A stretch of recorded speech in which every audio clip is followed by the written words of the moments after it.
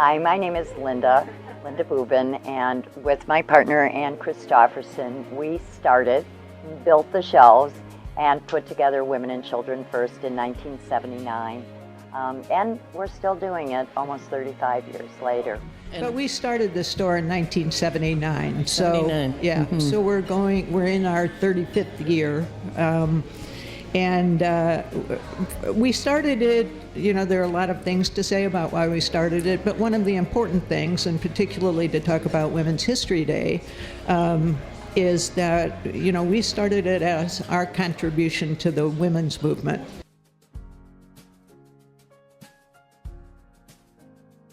We decided that it'd be best for us to open as a specialty store or a store with a niche market, because there were already a number of general bookstores in Chicago, and we wanted to be unique, and we also had a particular mission that drove that specialty and has driven our activity ever since.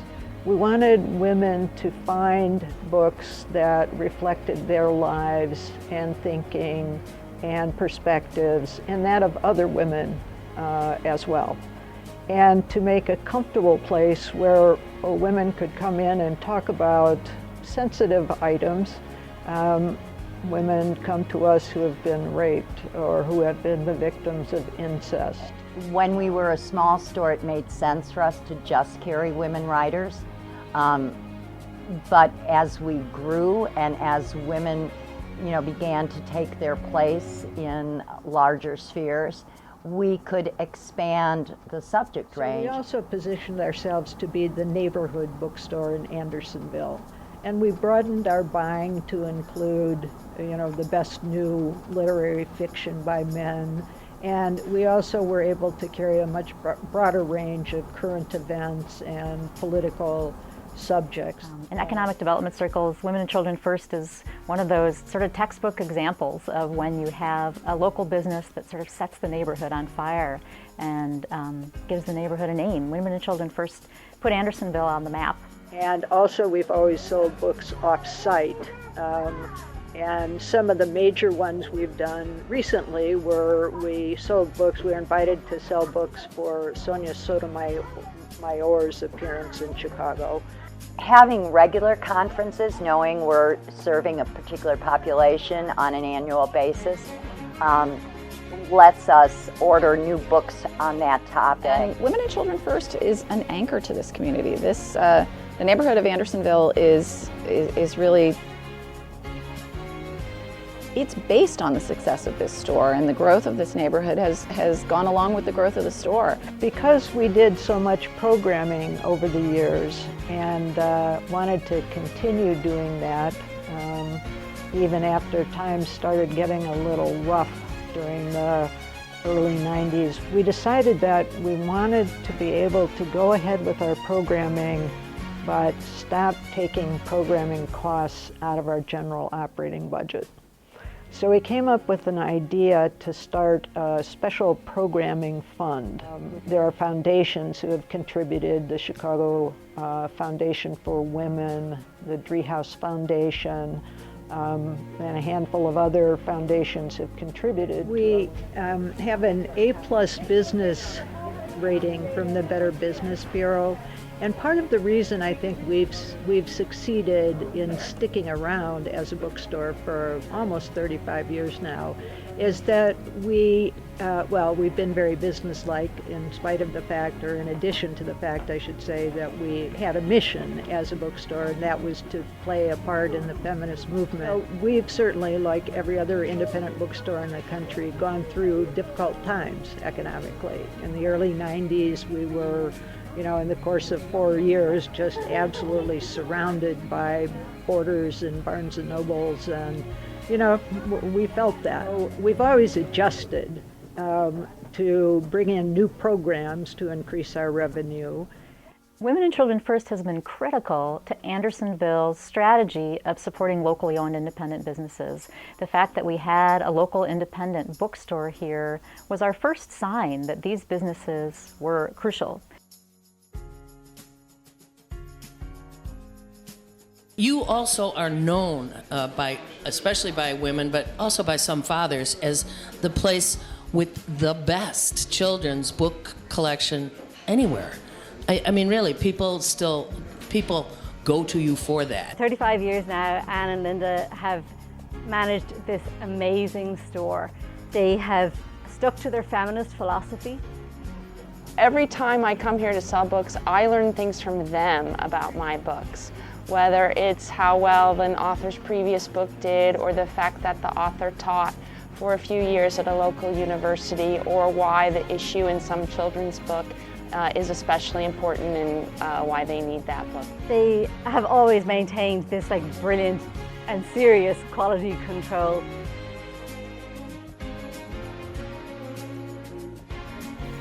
The bulk of our marketing and publicity is focused on our events at the store. We do a constant contact e-newsletter every month.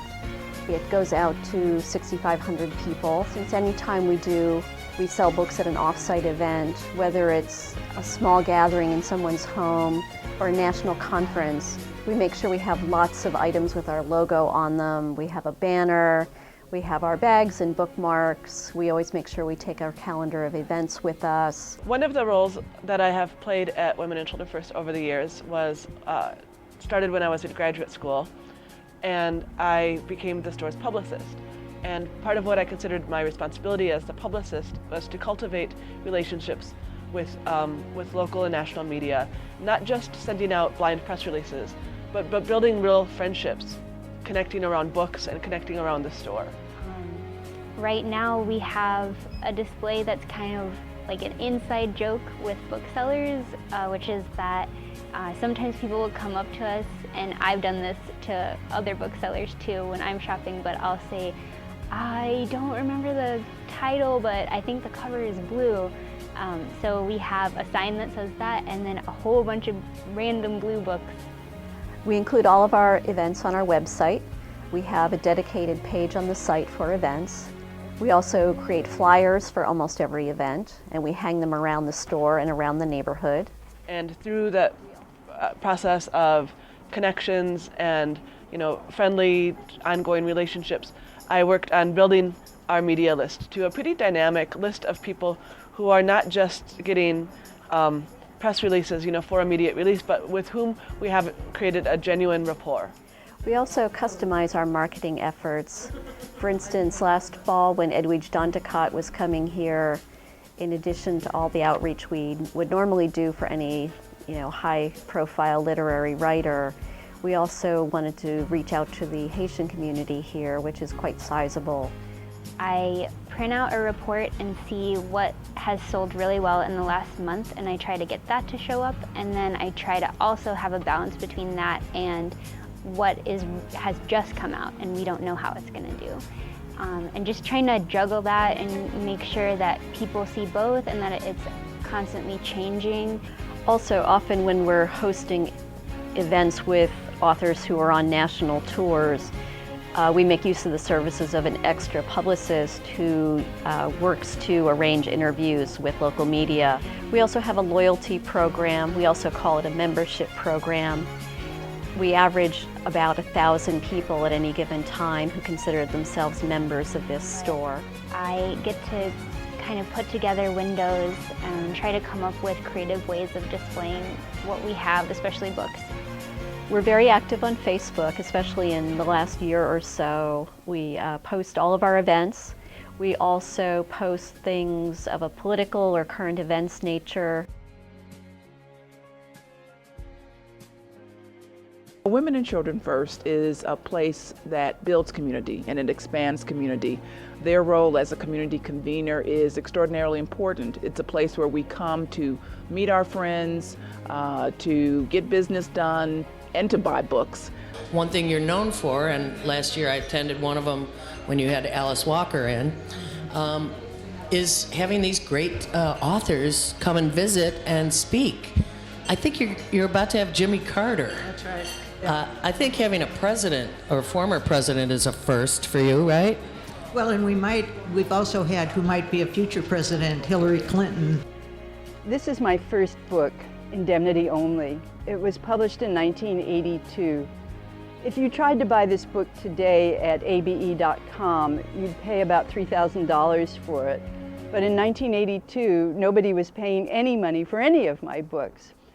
Ann Christofferson and Linda Bubin, the owners of Women and Children First, sought me out, as they have hundreds of other Chicago writers, and invited me to do a reading. I can still remember the first time we got called to have Gloria Steinem. I believe it was 1991. We had only been here a short time in this location, and we were still sort of trying to prove ourselves to the neighbors. And I got the call, I think, from Little Brown, and I just remember standing there with the phone in my hand, jumping up and down like a 4-year-old. Gloria Steinem's coming to our store. We had about 800 people. We had never had an event that big. There have been many thrilling moments over the years, and Gloria Steinem coming to the store was certainly a very big one on the list. And she was on our little stage, but then she stood up on her chair so that everybody in the back of the house could hear her. And she gave a wonderful, inspiring, witty, if you've ever heard her speak, she's just a terrific speaker. Often we've had authors for their first or second reading and a smaller audience, and then as their reputation has grown, they've outgrown our space. So we've had their readings then go to the museum down the street that holds 200 people. So at the museum we've hosted Isabel Allende, and P.D. James, and Margaret Atwood a second time. Annie Leibovitz, oh, that was a thrill. Women and Children First was one of the pioneers in author readings around the country. Part of what's impressive to me about the events is that they can do something as big as having Jimmy Carter, and often those events have to be held off-site because they are so big. But from something that big to, little-known local authors and little-known national authors. Our connection with local politicians and nationally known women politicians like Hillary Clinton has been a very thrilling part of having events at the bookstore. Jan Schakowsky, who was a state representative at the time, and of course now is a congresswoman and has been a U.S. congresswoman and has been for a number of years. But when Barack Obama decided to run for Illinois Senator, Jan Schakowsky decided to hold the press, invited him to hold his press conference, for his senatorial, launch his senatorial campaign. They did it in the bookstore. So the store has been a huge part of pretty much every major transition in my adult life here. When I first moved to Chicago as a 20-something lesbian feminist, I came to the women's bookstore and looking for community and information about what people did here, and I found this incredible resource. So just over 5 years ago, I had a conversation with Ann and Linda, and they empowered me to start a unique cultural event for lesbians and, as I say in the publicity for it, lesbians and their friends here at the bookstore. We started Sappho's Salon. I was the curator and the host of the salon, but certainly Ann and Linda have been intimately involved in the salon as it has progressed. It's a once-a-month showcase of lesbian voices and visions. Just a few years ago when I became state representative, I chose to be sworn in here because this is such an important component of our neighborhood and our city. Ann and Linda are true community partners. One or the other of them has sat on the board of directors of the Andersonville Chamber of Commerce for countless years. They always participate in all of our events. They, I think, probably are daily donating some sort of gift certificate or book to one of our local charities or community organizations. They're deeply involved in every aspect of the neighborhood. Yeah. We talk about businesses being part of a neighborhood and really being neighbors too, and I think that Ann and Linda take that seriously, and that you see that in their involvement in a lot of different kinds of community organizations and community activities.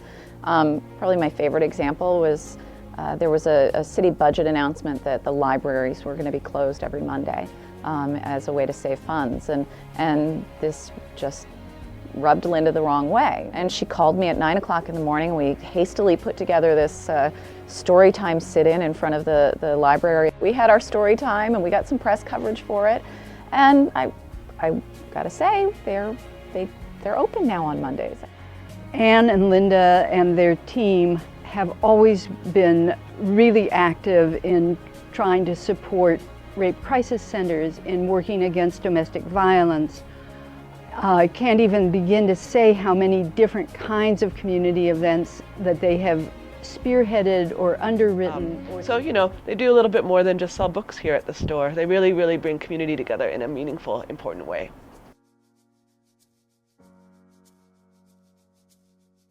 In addition to, working for the bookstore, I just always felt really supported by the bookstore. Every time a new book of mine would come out, this was the place where it was launched. I had so much fun working here. For one thing, being exposed to new books as they came out, meeting authors as they came through the door, hosting author events. The young women who work here often are quite surprised by the kinds of responsibilities they're given, the mentoring that goes on.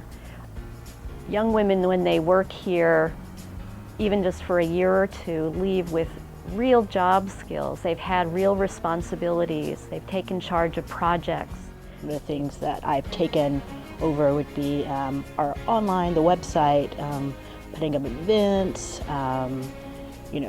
putting up staff picks. I have to say it is a very healing place to work. Just to give you a little backstory of me, I lost my daughter Corey about a year and a half ago due to complications of leukemia. And one of the things I've been really happy to do is sort of curate the graphic novel and the sci-fi fantasy section of the store, because those are two areas that I read a lot in, and I want to make sure that we have a good selection of both. I had thought of a project to work on to establish Corey's legacy, and with Linda and Anne's help, I have established a project called Stories from Corey. Anne and Linda have always just been really open to me going through a catalog and saying, yes, I think we should have this. It is a project to provide free, high-quality books to underserved schools within the city of Chicago. I do think Anne and Linda have a tremendous track record for identifying women, not only who identify with the feminist message, but just who are tremendously talented and intelligent. Although I'm no longer employed at Women and Children First, I still come in several times a year to lead the singing and book loving with the Wednesday morning story times. If I don't know what I want, I can ask one of the employees and somebody will have a good recommendation for me. They're very knowledgeable about their stock. They can tell me, what the hot upcoming authors are and what established authors have just had a really great book come out. But you make a kind of relationship when a grandmother comes in and tells you that her daughter has been diagnosed with cancer and her two little grandchildren. How do we tell them about it? How do we share that experience with a 5 and a 7-year-old?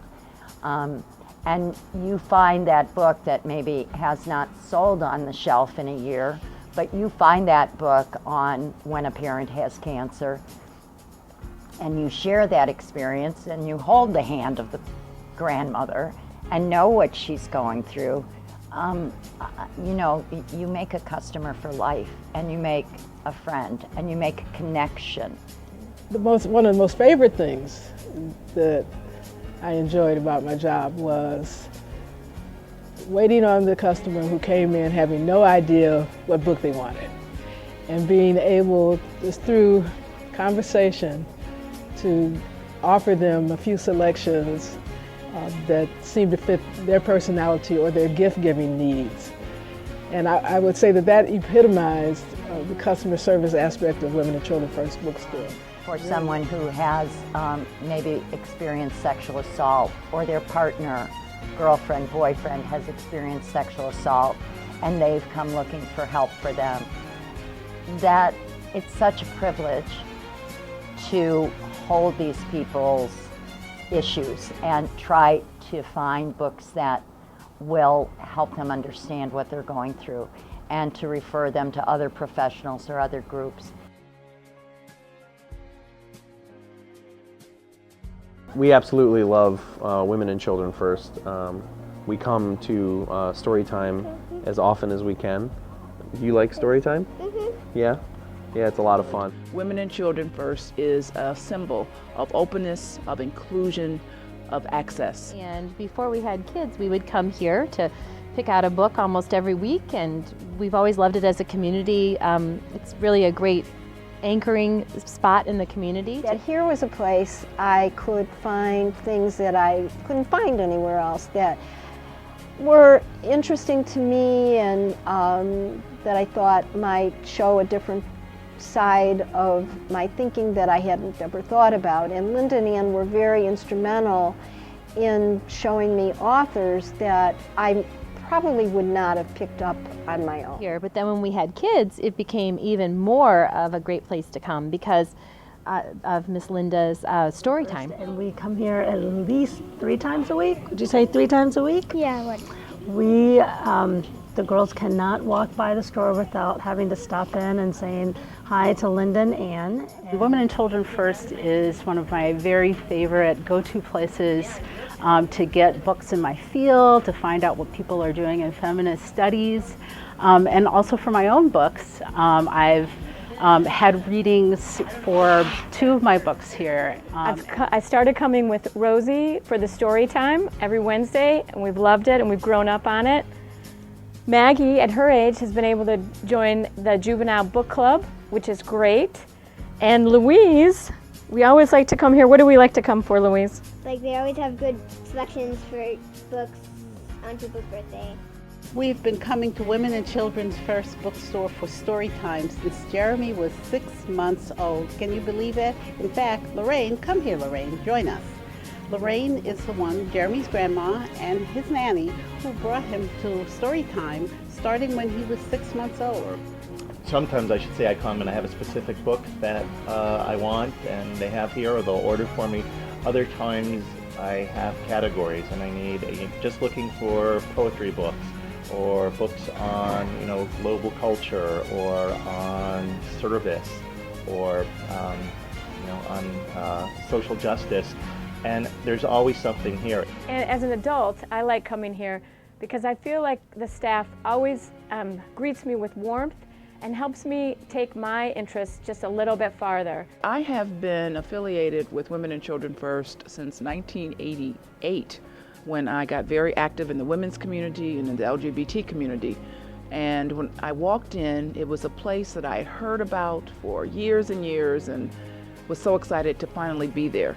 And I can honestly say that Women and Children First lived up to all of its reputation.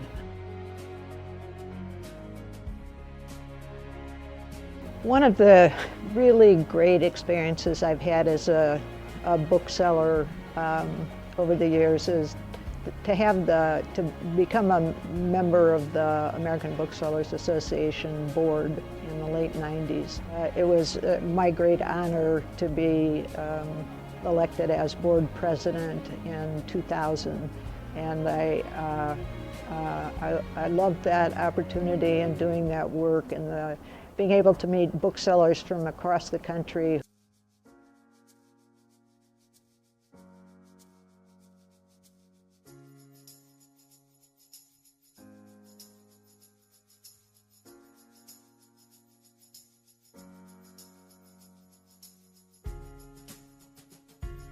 We've always been able to depend on Women and Children First. It's always been there for us.